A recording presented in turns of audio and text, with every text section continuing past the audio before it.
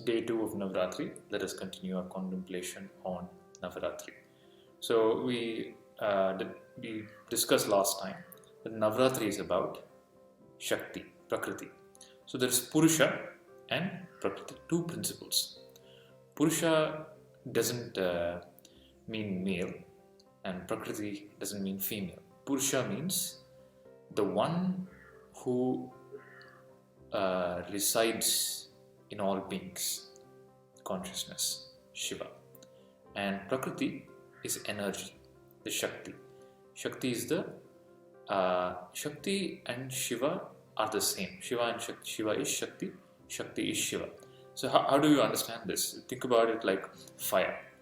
So fire and the ability of fire to heat and give light cannot be disconnected, cannot be separated. They go together. Similarly, Shiva and Shakti. Another example is Shiva represents the deep, silent ocean. So if you go deep inside the ocean, it's calm and silent. And at the surface of the ocean, there are waves and storm and whatnot. So it's the same ocean. When the ocean moves, it is Shakti. When the ocean is silent, it's Shiva. And Navratri is about Shakti. Shivratri is about Shiva.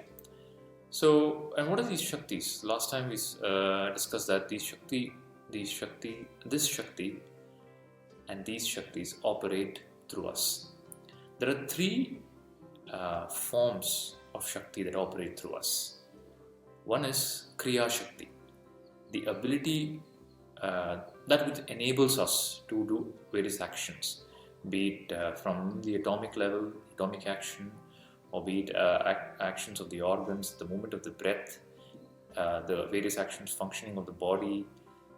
Every action, be it speech, action and thought, any movement is Kriya Shakti. Then there is Ichha Shakti, which is the power of will, the ability to have intentions, the ability to desire something. That is Ichha Shakti. Then there is Gnana Shakti, the ability to know, that which enables us to know things, to understand. That is Gnana Shakti. And Ichha Shakti, Kriya Shakti and Gnana Shakti are nothing but Durga, which is Kriya Shakti, Lakshmi, Ichha Shakti, and Saraswati, Gnana Shakti. So you don't have to search for Lakshmi, Durga, Saraswati anywhere. They are in you, operating through you, and you are because of them. Without Lakshmi, Durga, Saraswati, you are nothing. So Navratri is about paying respect to these energies and contemplating, understanding and realizing them. And the second day of Navratri is for the Devi Brahmacharini. What is Brahmacharini? What is the moment you hear the word Brahmachari, the first thing that comes to people's mind is, okay, it's something to do with celibacy and abstaining from sex and all those things. It has nothing to do with that. Brahmachari means Brahmani Charitam Manasam, one whose mind is moving towards Brahman. Brahman means supreme. Brahman refers to the supreme reality, supreme consciousness in you. So when your mind moves towards the divinity within you, you are a Brahmachari. So Brahmachari, the Brahmacharini is about the day that you start evaluating where is your mind moving. Right now, where is the mind moving? Mind usually moves outwards towards the objects, one after the other. So as a child, the mind moves towards toys and games. As a child, the mind was moving towards small cars. And as you grow up, the mind moves towards bigger cars. It's the same movement of the mind. The object has changed. So the mind keeps changing objects. And why does the mind move towards objects? It thinks that by getting the object, it'll be happy. But you must have realized by now, by getting no matter what object that you desire, of course you become happy, but it doesn't last. So is there something that I can move to that will give me permanent happiness, something that will never disappear? And that is Supreme Consciousness, Brahman.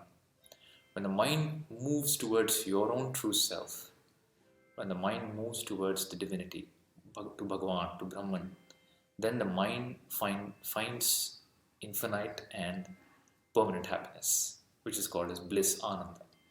So the second day of Navratri is for you to evaluate where is your mind moving and why is it moving. There's nothing wrong in the mind moving in any direction.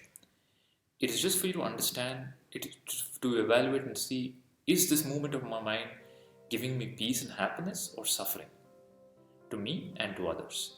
If it is giving you peace and happiness and it's bringing joy to others, it's the right moment. If it is not, then you can think about moving it to something higher. When you move the mind to something higher, you become free from suffering in your life.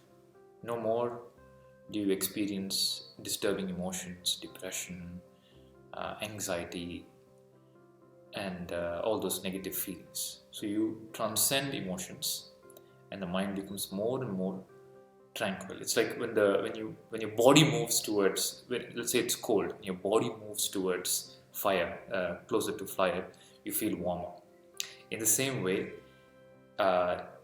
when there is confusion, depression, sadness, the more closer you move towards the true self, to Brahman, to divinity, then the mind becomes more peaceful. That's the reason why people go to holy places. So when they go to the temple or when they go to the holy place, they feel peaceful.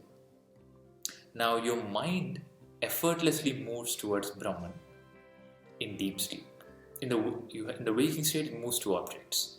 In the dream state, it moves towards dream objects. In the deep sleep state, it doesn't move anywhere. In the deep sleep state, the mind doesn't move anywhere. So you experience deep peace. That is why no matter what your body is going through, maybe you have a disease or hurt or pain or whatever in the body, in deep sleep you don't experience anything. And the body heals, body and mind heals in deep sleep. So doctors prescribe that if you are having some disease, they prefer you to go into deep sleep so the body can rejuvenate and you feel refreshed and healed the next day. So this deep sleep is where you touch your true self, where you come in contact with the divinity within you, or where the mind reaches Brahman. Now, if you can do that in the waking state through a conscious process, which is called moving the mind towards Brahman, then you are a brahmachari. It has nothing to do with any external action or non-action. It is to do with your internal state. Where is your mind moving? Is it moving towards objects? And why is it moving there? Just inquire, see, explore this movement of the mind inward and see where it leads you.